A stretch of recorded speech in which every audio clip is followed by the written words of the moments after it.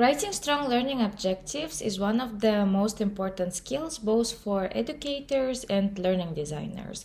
Well-crafted learning objectives serve as the foundation of effective teaching, guiding both educators and students on the path to successful learning outcomes. A learning objective is basically a clear and concise statement that outlines what students are expected to achieve by the end of a lesson, course, or training program. These objectives provide a roadmap for instruction, offering specific, measurable, and achievable goals for students to reach. If you still struggle with writing learning objectives, this video is for you.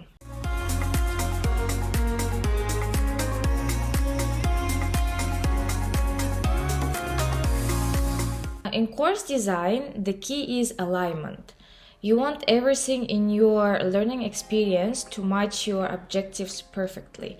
Once you've set your learning objectives and know what you want learners to achieve, it is crucial that your content, activities, and assessment methods all directly connect to these objectives. In simple terms, if any content doesn't support an objective, consider why it's there. Likewise, if an activity doesn't help learners to practice what they need to learn, it might not be necessary in your course.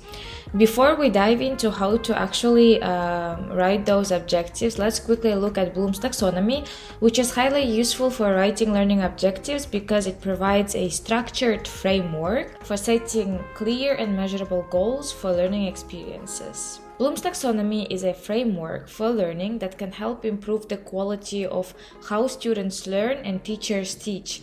The framework helps to understand the different levels at which we master knowledge.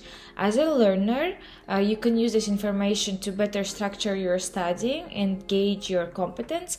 And as a teacher, you can use this information to better plan your lessons and measure your students' competence. The taxonomy was created in the 1950s by Benjamin Bloom, an American educational psychologist. Actually, there are three versions of taxonomy in different domains. The cognitive domain, which focuses on acquisition of knowledge, affective domain, which focuses on feelings, emotions, and attitudes of the individual, and finally the psychomotor domain, which focuses on manual or physical skills. And in this video, we will focus on the most popular one, the cognitive domain, how people acquire knowledge. Bloom's taxonomy has 6 levels. The easiest tasks are at the bottom, while the toughest are at the top. Lower levels involve remembering facts, while higher levels demand applying knowledge, like making hypotheses. As you move up the taxonomy, you become more skilled in a subject. So let's look at each level. The lowest level is remember. This level involves the basic recall of facts and information such as memorizing dates, names, or definitions. Next, understand or comprehend. Here, learners go beyond simple memorization and demonstrate comprehension by explaining concepts or ideas in their own words. At the apply level, learners can use the knowledge they've acquired to solve problems, perform tasks, or apply concepts in new situations. Analyze requires breaking down information into its component parts and examining the relationship between them. Learners at this stage can identify patterns, connections, or causes and effects. At the evaluation level, learners can make judgments and assess the value, credibility, or quality of information, arguments, or solutions. And the highest level is create, where learners have the ability to generate new ideas, designs, or solutions based on their knowledge and understanding. So the question is, how can you apply Bloom's taxonomy while defining your learning objectives? Well, it all revolves around selecting appropriate action verbs. As you can see, each level has a set of action verbs. Pick a verb from the taxonomy level you aim to focus on and use to define your learning goals. Learning objectives outline what students will gain from your class or training or workshop.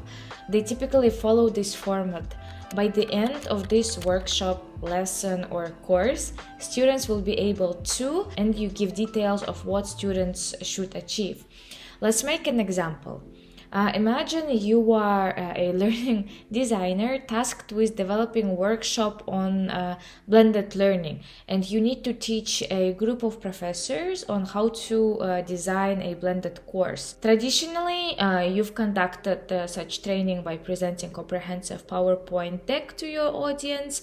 However, the effectiveness of this approach has been questionable. Therefore, you decide to apply Bloom's taxonomy to enhance your workshop's impact. The first step is to define the desired outcome.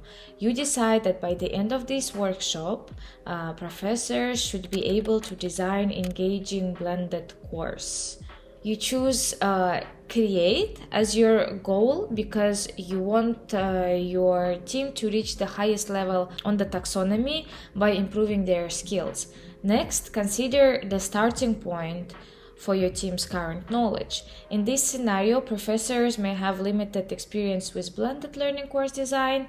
To address this, you choose to start your workshop from the foundational level of taxonomy. This approach allows you to structure your workshop into 6 lessons or topics, each aligned with a specific learning objective corresponding to various taxonomy levels. Usually, we start our learning objectives to be SMART, in other words, specific, measurable, achievable, relevant, and time-bound. Time-bound, in this case, will be at the end of the workshop. The stem of the sentence is students will be able to, or students should be able to. So I start building the learning objectives. By the end of this workshop, participants will be able to first list the key elements of blended learning, explain the advantages and disadvantages of blended learning in the context of higher education, develop a basic outline for a blended learning module incorporating online and in-person components, analyze blended learning case studies, identifying effective strategies and areas for improvement. To assess existing blended learning courses, providing constructive feedback and recommendations for enhancement. And finally, they will be able to design a comprehensive plan for a blended learning course integrating various digital resources, assessments, and in-person activities. Now, based on learning objectives, we start building assessment and the content of the workshop. Yeah, it sounds simple, but as with any other skills, you should practice a little more to improve this specific skill. That's all what I have for you. I hope this video was helpful. If it was, please go ahead and give this video a thumbs up and subscribe to this channel.